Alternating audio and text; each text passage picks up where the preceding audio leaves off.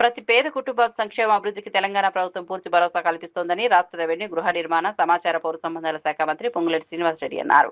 బుధవారం పాలెం నియోజకవర్గంలోని తిరుమలాయపాలెం మండలంలో జిల్లా కలెక్టర్ దివాకర్ ఆర్టీఎస్ తో కలిసి విస్తృతంగా పర్యటించిన మంత్రి పలు అభివృద్ధి కార్యక్రమాలకు శ్రీకారం చుట్టారు. పాపాయిగూడెం గ్రామంలో 2.40 కోట్ల అంచనా వ్యయంతో చేపట్టనున్న బీటీ రోడ్ నిర్మాణ పనులకు శంకుస్థాపన చేశారు. అనంతరం జూపడే గ్రామంలో 20 లక్షలతో నిర్మించనున్న నూతన గ్రామ పంచాయతీ భవన్ నిర్మాణానికి శిలాఫలకాన్ని ఆవిష్కరించారు.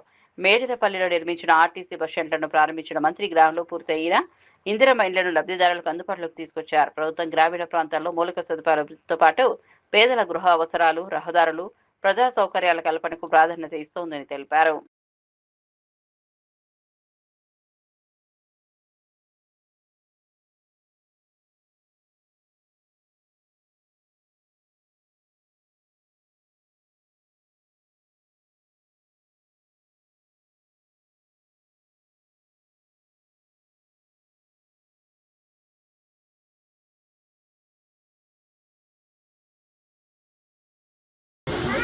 వరంగల్ R&B రోడ్డు నుంచి పాపాయిగూడెం మీదుగా తెట్టెలపాడు వరకు బీటీ రోడ్డు నిర్మాణం 2,04,00,000 రూపాయలతో శంకుస్థాపన చేసుకున్నాం.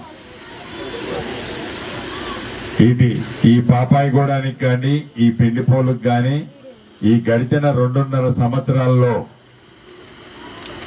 మీ యాబ్లెట్ గ్రామము, మెయిన్ గ్రామంతో కలుపుకొని సుమారు 17,18,00,000 రూపాయలు అంతర్గత సిమెంట్ రోడ్లు గాని, మెయిన్ రోడ్లు గాని, ఇతరత్ర 17,18,00,000 రూపాయలతో అనేక అభివృద్ధి కార్యక్రమాలు శంకుస్థాపన చేసుకున్నాం. కొన్ని పూర్తయినాయి, కొన్ని వివిధ దశల్లో ఉన్నాయి. మీకు తెలియంది కాదు, ఆనాడు ప్రజా ప్రభుత్వం కావాలని, అది ఇందిరమ్మ రాజ్యంతోనే సాధ్యమని మీ అందరి దీవెనలతో నన్ను శాసనసభ్యుడిగా ఆనాడు గెలిపించారు. తదుపరి తెలంగాణ రాష్ట్రంలో గౌరవ ముఖ్యమంత్రి రేవంత్ రెడ్డి గారి నాయకత్వంలోని మన ఇందిరమ్మ ప్రభుత్వం వచ్చి 2.5 సంవత్సరాలు పూర్తయి 3వ సంవత్సరంలో అడుగు పెట్టబోతున్నాం. ఇప్పుడు మనం ఏ రోడ్డు అయితే శంకుస్థాపన చేసుకున్నామో ఒక్క రోడ్లు అభివృద్ధి కాకుండా పేదవాడి అండదండలుగా ఉండే విధంగా అనేక సంక్షేమ కార్యక్రమాలు ఇవ్వటం జరిగింది. రైతుని రాజును చేస్తానని చెప్పి 2 లక్షల రూపాయల వరకు రుణమాఫీలో భాగంగా రాష్ట్ర వ్యాప్తంగా 21,000 కోట్ల రూపాయలు 25 లక్షల మంది రైతన్నలకు ఇచ్చి ప్రతి చివరి గింజ వరకు ధాన్యం కొంటానని చెప్పి అన్న మాట ప్రకారం మద్దతు ధరతో ధాన్యం కొనటమే కాకుండా సన్న వడ్లకి బోనస్ గా 500 రూపాయలు కూడా ఇచ్చుకున్నాం. నిన్నగాక మొన్ననే 9 రోజుల్లో 9,200 కోట్ల రూపాయలు టింగ్ టింగ్ టింగ్ అంటూ రైతు భరోసా కార్యక్రమం ద్వారా మీ ఖాతాల్లో జమ చేశాం. ఇంకా రైతన్నులకి ఎక్కడా ఇబ్బంది కలగకుండా ఉండే విధంగా సంక్షేమ కార్యక్రమాలు రైతన్నలకు ఇస్తూనే ఉన్నాం. శాస్త్రజ్ఞులు ఇందాక గౌరవ కలెక్టర్ గారు చెప్పినట్టు శాస్త్రజ్ఞులు చెప్పిన దాని ప్రకారం ఎల్నినో కారణంగా, అంటే ఈ మొబ్బలైతే పడతాయి, వర్షాలైతే పడవు. పొద్దున్న నుంచి తిరుగుతా ఉంది, చెట్టు కింద కూడా తడవలే. రైతులు అయ్యో నేను వర్షం పడ్డదని గబగబా పంటలు వేసుకుంటారు. మెట్ట పంటలు వేస్తే పర్వాలేదు, మాగాని వేస్తే రైతన్నలు వర్షం పడకపోతే నష్టపోయే అవకాశాలున్నాయి. కాబట్టి వర్షాలు చూసుకున్న తర్వాతనే మాగాని వేయాలని కూడా నా రైతన్నలందరినీ ఈ వేదిక ద్వారా చేతులు జోడించి అభ్యర్థిస్తున్నాను. అదేవిధంగా నా ఆడబిడ్డలకి 200 యూనిట్లు ఉచిత కరెంటు ప్రతి పేద ఆడబిడ్డ ఇంటికి ఇచ్చాం.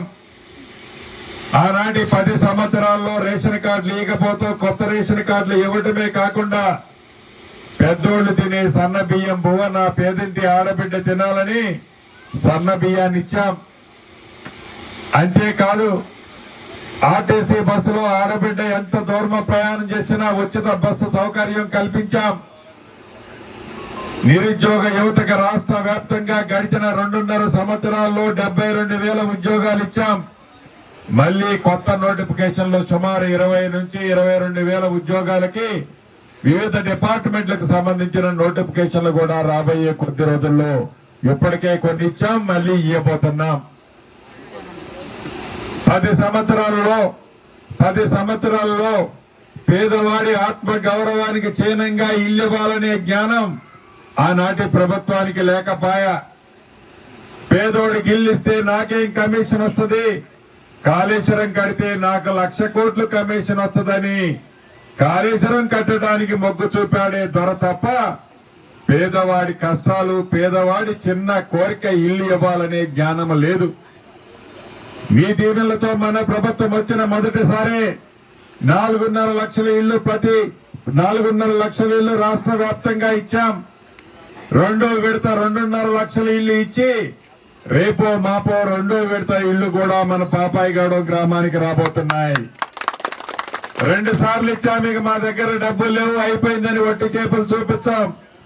3ఓసారి ఇస్తాం, 4ఓసారి ఇస్తాం. అర్హులైన పేదవాళ్ళందరికీ ఇందిరమ్మ ఇళ్లు ఇచ్చే బాధ్యత రాష్ట్ర ప్రభుత్వ పక్షాన నాదే. అంతేకాదు పేదోడి పిల్లలు మంచి చదువులు చదివించే అవకాశాన్ని ఈనాడు కల్పించాం. పేదవాడికి మంచి వైద్యాన్ని ఇచ్చే కార్యక్రమాన్ని మీ దీవెనలతో ఉన్న ఈ పేదోడి ప్రభుత్వం ఈనాడు పరిపాలిస్తూ చేస్తుంది. ఇన్ని మంచి కార్యక్రమాలు చేసిన ఈ ప్రభుత్వం ఇంకా కొన్ని చేయాల్సింది ఉంది. భవిష్యత్తులో అవి కూడా మీ గుమ్మానికి చేరుస్తామని తెలుపుతూ నా తోబుట్టువులందరి దగ్గర సెలవు తీసుకుంటున్నాను.